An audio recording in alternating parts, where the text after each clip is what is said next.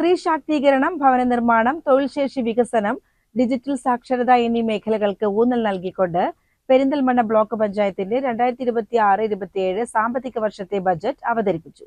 Block panchayat vice president CK Haris ആണ് budget അവതരിപ്പിച്ചത്.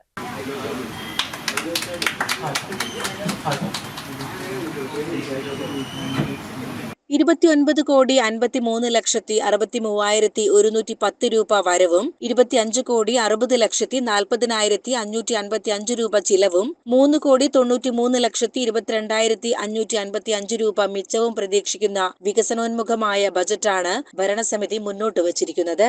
വനിതകളെ ഡിജിറ്റൽ മാർക്കറ്റിംഗ് രംഗത്ത് പ്രാപ്തരാക്കുന്നതിനായി വിപുലമായ പദ്ധതികളാണ് ബജറ്റിൽ വിഭാവനം ചെയ്തിരിക്കുന്നത്. കൂടാതെ റോഡിതര ആസ്തികളുടെ പരിപാലനത്തിനായി 2,22,14,000 രൂപയും സംസ്ഥാന സർക്കാരിൽ നിന്നും ജീവനക്കാരുടെ ശമ്പളം, ഹോണറേറിയം, മറ്റ് പഠന ചെലവുകൾ, ദൈനംദിന ചെലവുകൾ തുടങ്ങിയവയുടെ നടത്തിപ്പിനായി അനുവദിക്കുന്ന പ്രത്യേക തുകയായ ജനറൽ പർപ്പസ് ഗ്രാന്റ് ഇനത്തിൽ 1,06,35,000 രൂപയുമാണ് ബജറ്റിൽ വകയിരുത്തിയിട്ടുള്ളത്.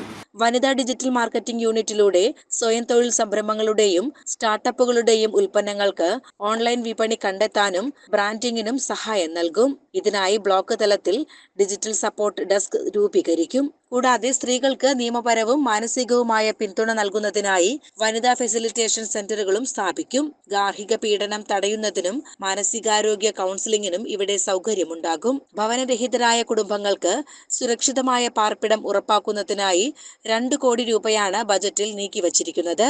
സ്വന്തമായി ഭൂമിയുള്ള ഭവനരഹിതരുടെ വീടെന്ന സ്വപ്നം യാഥാർത്ഥ്യമാക്കുകയാണ് പദ്ധതിയുടെ ലക്ഷ്യം. ഉദ്യോഗാർത്ഥികൾക്കായി കരിയർ കണക്ട് എന്ന പേരിൽ പരിശീലനം മുതൽ നിയമനം വരെ ഏകോപിപ്പിക്കുന്ന സംവിധാനം നടപ്പിലാക്കും. തൊഴിൽ മേളകൾ, സോഫ്റ്റ് സ്കിൽ പരിശീലനം, തൊഴിൽ ഡാറ്റാബേസ് രൂപീകരണം എന്നിവ ഇതിന്റെ ഭാഗമായി നടക്കും. പട്ടികജാതി വിഭാഗത്തിലെ മികച്ച വിദ്യാർത്ഥികൾക്കായി നാഷണൽ മെറിറ്റ് സ്കോളർഷിപ്പ് ഏർപ്പെടുത്തിയതാണ് മറ്റൊരു പ്രധാന പ്രഖ്യാപനം. ഭിന്നശേഷിക്കാരുടെ കലാപരമായ കഴിവുകൾ പ്രോത്സാഹിപ്പിക്കുന്നതിനായി ബ്ലോക്ക് തലത്തിൽ കലാമേളകളും കൂട്ടായ്മകളും സംഘടിപ്പിക്കും. കൃഷി, ആരോഗ്യം, ശുചിത്വ മേഖലകൾക്കും ബജറ്റിൽ അർഹമായ പരിഗണന നൽകിയിട്ടുണ്ട്. നെൽകൃഷി പ്രോത്സാഹനത്തിനും ക്ഷീരകർഷകർക്കും വയോജനക്ഷേമത്തിനുമായി ലക്ഷക്കണക്കിന് രൂപ ബജറ്റിൽ മാറ്റിവച്ചിട്ടുണ്ട്. President advocate Najma Thabsheera budget അവതരണ ചടങ്ങിൽ അധ്യക്ഷത വഹിച്ചു. ഈ പഞ്ചവത്സര പദ്ധതിയുടെ അവസാന വർഷത്തെ ഒരു ബജറ്റ് കൂടിയാണിത്. ഈ ബജറ്റോട് കൂടി 14 സാമ്പത്തിക വർഷം പഞ്ചവത്സര പദ്ധതി അവസാനിക്കുകയാണ്. ഇനി അടുത്ത വർഷം മുതൽ പുതിയ പരിഗണനകളും പുതിയ മുൻഗണനകളുമായി പുതിയ പഞ്ചവത്സര പദ്ധതി നിലവിൽ വരികയുമാണ്. ഈ പ്രാവശ്യത്തെ ബജറ്റ് ക്ഷേമത്തിന് മുൻതൂക്കം നൽകിയാണ് നമ്മൾ തയ്യാറാക്കിയിട്ടുള്ളത്.